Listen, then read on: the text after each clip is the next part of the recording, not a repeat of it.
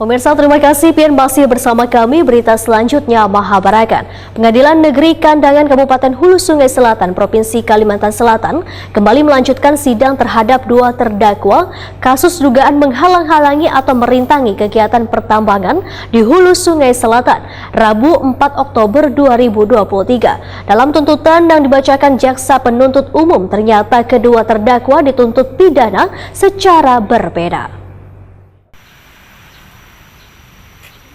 Pengadilan Negeri Kandangan Kabupaten Hulu Sungai Selatan, Provinsi Kalimantan Selatan kembali melanjutkan sidang terhadap dua terdakwa kasus dugaan menghalang-halangi atau merintangi kegiatan pertambangan di Hulu Sungai Selatan, Rabu 4 Oktober 2023. Dalam tuntutan yang dibacakan jaksa penuntut umum, Prihanida Dwi Saputra SH, ternyata kedua terdakwa dituntut pidana secara berbeda. Terdakwa pertama, Ahmad Syaruf Wan Muhammad Yusuf, dinyatakan terbukti secara sah Wan meyakinkan salah melakukan tindak pidana karena turut serta merintangi kegiatan usaha pertambangan. Wan telah memenuhi syarat-syarat sebagaimana dimaksud dalam pasal 86F huruf B Wan pasal 136 ayat 2. Menjatuhkan pidana terhadap terdakwa pertama Ahmad Syarif kurungan selawas 6 bulan, Wan terdakwa kedua Muhammad Yusuf dengan pidana kurungan selawas 5 bulan. Sedangkan yang memberatkan terdakwa pertama pernah dihukum, Wan terdakwa kedua belum pernah dihukum. Hal yang meringankan kedua terdakwa adalah tulang punggung keluarga. Kuasa hukum terdakwa Dr. Saiful Bahri SHMH, Waitakon di Prima TV usai sidang memadahkan terdakwa warga negara nang taat hukum sehingga memenuhi Wan menempatkan posisi dalam mendapatkan keadilan. Menurut Saiful Bahri, pihaknya menghormati Wan menghargai atas tuntutan nang disampaikan jaksa penuntut umum, nang menuntut kedua terdakwa secara berbeda. Sesuai tuntutan jaksa, mereka bersama-sama, tetapi nang menjadi pernyataan tuntutannya berbeda. Saiful Bahri menyatakan kemungkinan jaksa penuntut umum kada membaca frase menghalang-halangi, maka nantinya akan disampaikan ke dalam pledoi atau nota pembelaan dari tuntutan JPU yang secara konstruksi sudah menuangkannya ke dalam 4 dalil-dalil yang kada memiliki frase di dalam hal gugatan yang telah disampaikan. Kalau kita berbicara tentang konstruksi hukum dan kerangka hukum, bahwa pada hari ini agenda kita adalah tuntutan daripada JPU. Hanya saja kita wajib menghormati dan menghargai atas tuntutan yang disampaikan oleh JPU terhadap kedua terdakwa. Ada yang dituntut 5 bulan dan ada yang dituntut 5 bulan.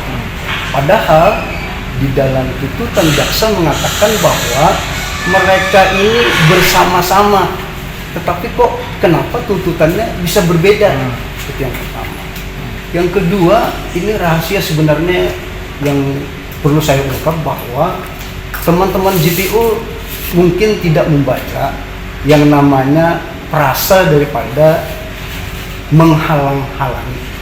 Nah, nanti kita akan sampaikan di dalam pledoi nota pembelaan kita atas tuntutan JPU yang secara konstruksi sudah menuangkan di dalam 4 dalil-dalil yang tidak memiliki frase di dalam hal gugatan yang disampaikan.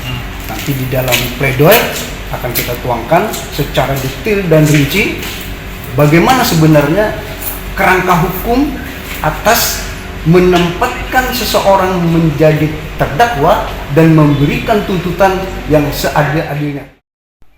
Saiful Bahri meminta pada ketua hakim untuk membebaskan kedua terdakwa tanpa syarat.